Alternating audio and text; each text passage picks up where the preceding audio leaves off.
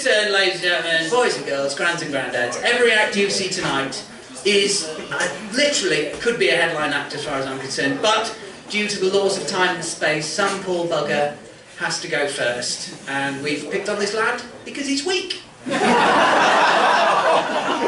only physically, mentally, oh, sharp as a whip. Oh yes. So you ready for him?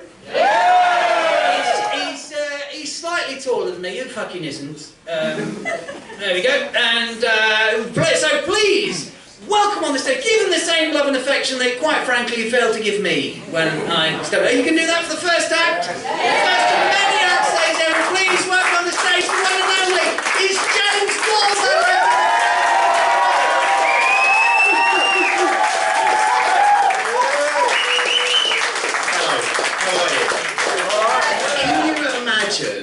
How I felt this weekend when I found out I was going first. My heart beat fast and my confidence soared because I know what they say, save the best till first. I told some friends of mine a couple of months ago I was going to do this course. I was going to be headlining a comedy club, doing a whole comedy thing. Oh, how they laughed at me. They're not laughing now, are they? And seriously, they're not laughing because a lot of them didn't come. They couldn't make it. Apparently, Monday nights in July is a busy time. And these weren't just any people, these were my real friends. These are people whose birthdays I always remember, as long as they put it on their Facebook profile. What is it about Facebook that it turns everybody into a smug liar? Do you know what I mean? You know, I was on it the other day, and my friend Steve, he posted this thing about how, oh, you know, it's my anniversary, I want to say happy anniversary to my wife, you've changed my life since we met 10 years ago, we've had children and got married, and, you know, it's so amazing. What the hell is he doing on Facebook telling her? Yeah, why isn't he telling her to her face? This other girl, this girl called Sarah, and, you know, her life seems to be a constant stream of weddings and weekends away, and, you know, she's just been to, well, you're here, New York, right? So she put something, thanks New York, loved your rooftop bars, great cocktails, had a great time, see you soon. New York isn't on Facebook, or if it is, it's a marketing thing. Like, what is she doing? What is that? I don't understand that thing about Facebook. Or maybe I do, a bit, yeah. Talking of Facebook, the Queen. Fingering. Anyone else like the guitar?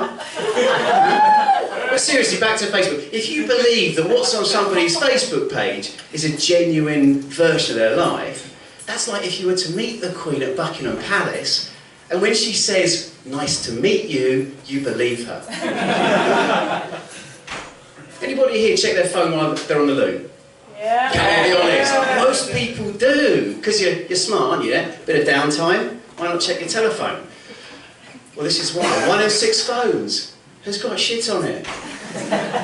How many people here, I can't even count, let's say there's 60 of us, that means 10 people here have got poo on their smartphone. Now, they told me not to do this, but I think you look like a clean bunch of people. If everyone brings out their smartphone, we're all going to lick our phones. Everyone who's confident they've got no poo on their phone, come on, who's with me? I'm not doing it, that's ridiculous. Get this though, 10% of people check their smartphone during sex. I haven't made that up. If I was making it up, I'd say 35% of people wouldn't know. That was in The Economist. So it's true. 1 in 10 people. Okay, let me check. So put your hand up if you've never checked your phone during sex. A lot of people have not put their hands up. All right, okay. But seriously, I came across this stat. Thank you, sir. You seem very keen on that. You want us all to know. Good on you. Me too, as well. Actually, no, as you'll find out in a minute. So, I've been thinking about this. So, what are people checking? What is so important that they can't be away from it for, you know, 2 minutes, 45 seconds once a minute? What is going on in these people's lives, right? And then I was like, so, you know, what are they checking and how are they doing it, yeah? So, think about it. So, there you are, in the middle of sex, and you suddenly think to yourself, oh my God, it's my anniversary. And so you've got to post a message on Facebook to your wife about how much you love her. But then you think about how do you do it, right? So I guess there's 2 ways. Let's be real here. You either tell somebody, or you don't tell them, right? So imagine you tell somebody, so there you are, you're doing it. Yeah, well, you're like, oh, thanks. And then the person says to you, get this, the person says to you, oh, oh, do you mind if I check my phone? Who's had that happen to them? I mean, think what it's like when you're at dinner and somebody gets their phone out, or in a meeting and someone's like checking their messages. How would you feel when you're doing your best, you know, doing all the caressing and the slapping, whatever it is you do, your thing, that's up to you, and they say, do you mind if I check my phone? What would you say?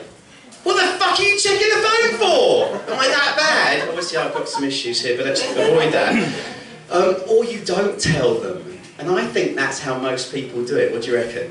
Yeah? And if you think about that, I don't know how you guys do sex. I tend to look at the person, I'm married, and we look at each other a lot, you know, and sometimes eyes closed and stuff, but not long enough for me to grab my phone and check something. Do you know what I mean? So you've got to have the person facing the other way, haven't you? Yeah? Okay, yeah. So you can see I've done some thinking about this. So the thing is, we're in a situation where either kind of doggy or maybe reverse cowgirl. Okay, so I thought I'd go gonzo on this. I didn't want to turn up and waste your time. So Hunter S. Thompson, of course, got an open-top car. He got a bag of acid and tequila and rum and mescaline and went to Vegas. I live in Hammersmith. I got a Nissan, and so I put the kids to bed and had a cup of cocoa. I say a cup of cocoa, I had half a cup of cocoa. I shared it with the wife because you don't want to have too much sugar that time of night. You can be up for ages. So anyway, so there I am with the wife, and I talked her into the doggy style, and I'll do the thing. I won't, because a gentleman never tells. Not a problem for me, of course. But her sister is here tonight, so it's kind of the same thing, basically. And look, to sum up to you, what I found out that night is, A, it's quite hard, but the two things really I found out are that Wayne Rooney is moving from Man United to Everton, and I'm not having sex for a month. Thanks very much.